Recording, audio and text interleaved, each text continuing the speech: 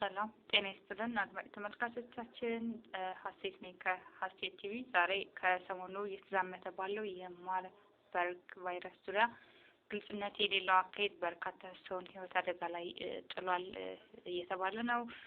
በጂንካና አካባቢው ከ5 በላይ ሰዎች እየሞቱ ነው። ስለዚህ የማርበርግ በሽታ መንስኤዎቹ ምንድናቸው? መከላከያ መንገዱስ ማርበርግ በሽታ እንዴት ሊዛመት ቻለ የሚለውን በዚህ ቪዲዮ እናስቀኛቸዋለን።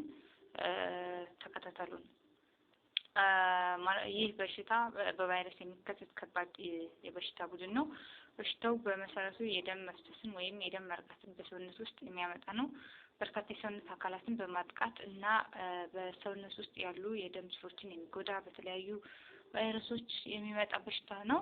የበሽታው መንስኤና የቫይረስ አይነት ምንድነው? ኢቦላ ኤንድ ሪፍት ቫሊ ፊቨር ወይ ደግሞ የሎ ፊቨር ተብሎ የሚከሰት ወይ ደግሞ የሚከፈል ሲሆን እንደ ኢቦላ ቫይረስ፣ ደንጉና የሎ ፊቨር የተባሉ ቫይረሶች የበሽታው መንስኤ ሲሆኑ በትንኝ ንክሻም የሚመጡ ናቸው። የበሽታው ስሙ እንደሚያመለክተው በተለያዩ የሰውነት ክፍሎች ደም እንዲፈስ በማድረግ ለሞት የሚዳርግ ሕክምና አልባ አደገኛ በሽታ ነው።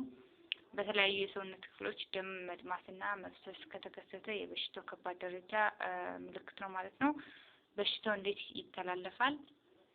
ከተያዙ እንስሳት ጋር በመነካካት አንደኛ በእንስሳት ለምሳሌ አይጥ፣ ሽንት፣ ምራቅ ወይም ሌሎች ከሰውነት የሚለቀቁ ፈሳሾች በሚነካኩበት ጊዜ፣ ሁለተኛ በነፍሳት ንክሻ፣ ሶስተኛ ከሰው ወደ ሰው ከተያዘ ሰው የሚገኘው ደም፣ ምራቅ፣ የሰውነት ፈሳሾች ወይም ሌሎች ክምችቶች በቀጥታ በሚነካኩበት ጊዜ ይህ ለበሽታው ከባዱና ዋነኛው የመተላለፊያ መንገድ ነው።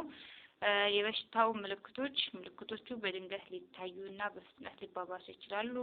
አንድ ሰው በቫይረስ በተጠቃ ከ2 እስከ 21 ቀናት ውስጥ ምልክቶቹ መታየት ይጀምራሉ።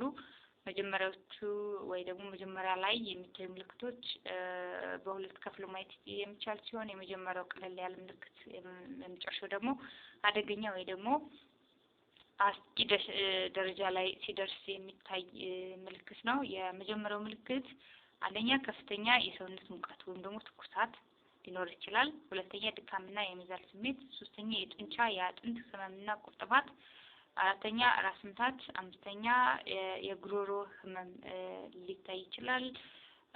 ከባድ ወይ ደግሞ ሁለተኛው ተባብሷል ልንለው የምንችለው በሽታ ምን ሲታይ ነው? የመጀመሪያው በቆዳ ስር ደም መውጣት፣ ሁለተኛ ከአፍ፣ አፍንጫ፣ ከአይን ጀም ወይም ከጆሮ አካባቢ ደም መፍሰስ፣ ሌላው ሶስተኛ የጭንቅላት አእምሮ መናጋት ወይ ደግሞ መደንገጥ፣ አራተኛ ራስ መሳት ወይ ኮማ ውስጥ መግባት ሊደርስ ይችላል።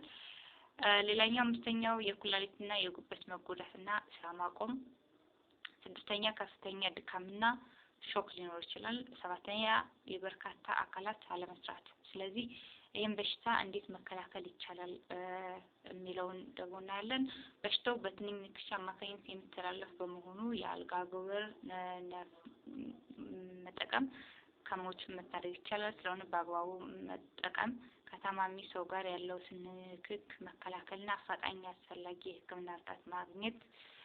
በሽታው ሙሉ በሙሉ ማዳን የሚችል ሕክምና ወይ ደግሞ ማዳን የሚችል ሕክምና የለም። መከላከል ብቸኛው ቁልፍ መንገድ ነው። የሚከተሉት ማድረግ ያስፈልጋል።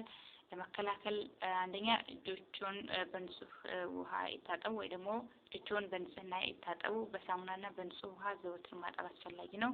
ለዚህ ከልሶች ወይ ደግሞ ከክምችቶች ራስዎን ይጠብቁ።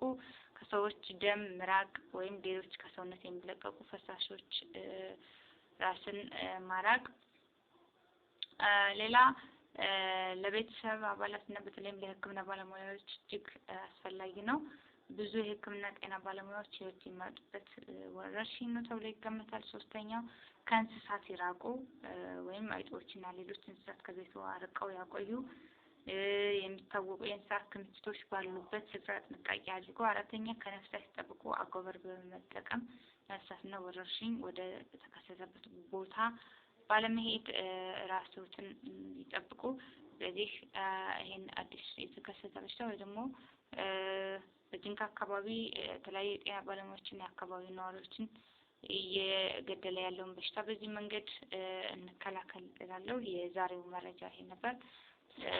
እንደዚህ አይነት አዳዲስ መረጃዎች እንዲደርሱት ጥንቃቄ መልእክትም እንዲያገኙ ቻናሉን ሰብስክራይብ በማድረግ ቤተሰብ ይሁኑ። እናመሰግናለን።